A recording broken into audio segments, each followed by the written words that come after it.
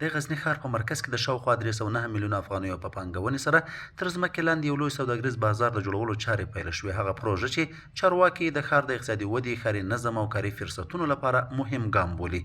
د غزني د مسؤلینو د معلوماتو له مخې دغه سوداګریز مارکیټ به د پروخي او کلای سوو سولو لارو ترمنځ د سړک دواړو غاړو ته جوړ شي او شاوخوا 200 دکانونه، جومات، هوټلونه، بانکونه او نورې اړینې اسانتیاوې به ولري.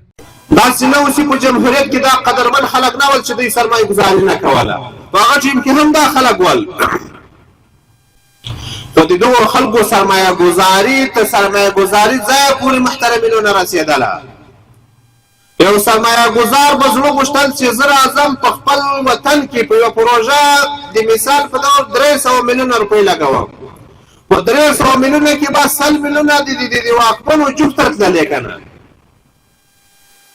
بیا به دغه 100 میلیونه نور پیدا کولی چې راسي یو پروژه تطبیق کړي. نو په دغه پروژه کې څو مهم کارونه وشول. اول دا و چې غریبکارانو ته د کار زمینه برابره شوه.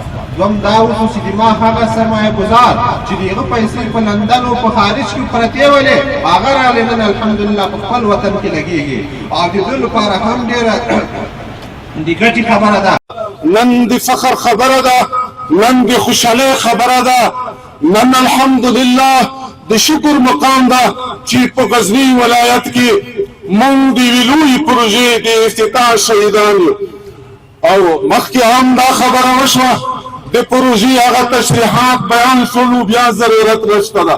خو الحمدلله دا به داسې نه وي چې صرف د یوه پروژه ده نو بس، او انشاءالله بینا بعد به هم په غزني ولایت کې الحمدلله چې هغه د ښاروالۍ سره تعلق لري یا د نورو ریاستونو سره تعلق لري. د چارواکو په وینا دغه پروژه به سوداګرو ته معیاري چاپیریال برابر کړي او د ښار په مرکزي سیمو کې به د ترافیکي ګڼې ګوڼې او بې نظمیو په کمولو کې هم مرسته وکړي. بل خوا د پروژې پلي کوونکي خصوصي شرکت مسؤلین وایي چې دا مارکیټ به په 2 پوړونو کې جوړ شي او د 2 کلونو په موده کې به بشپړ شي. نقشې چې کوم له شهرسازي لپاره سوي 409 متره طول دی او عرض یې 6.2 متره دی. د دې ترڅنګ پروژې غټوالی خصوص چون د ځمکې تل مارکیټ په ارتباط باندې درته وایم د یادې پروژې طول یا اوږدوالی په 400 ولایتونو کې موږ دونه غټ ځمکې تل مارکیټ نه لرو.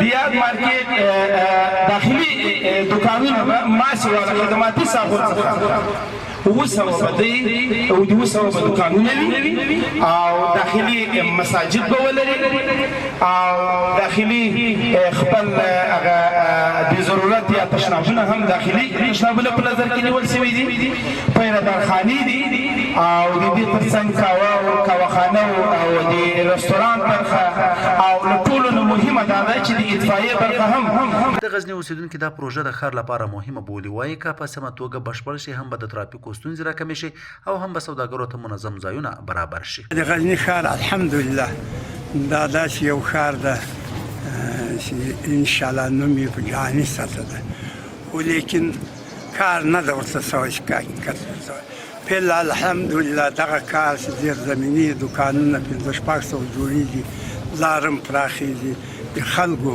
دپاره هم په ګټه ده الحمدلله.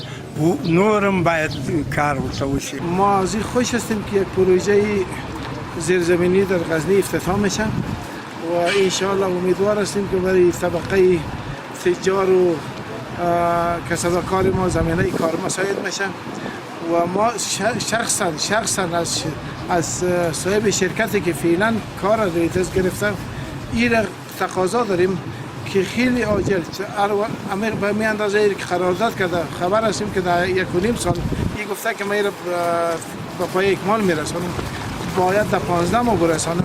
اگر از 1.5 سال تیر میشه فکر کنید خاطر ملت غزنی یک جفا شده و ما صرف ما با خاطر زی که اینجا قلب شهر غزنی است، 10,000 نفر 10,000 دکان کسب کار حال فعلا دچار مشکلاتی شدن.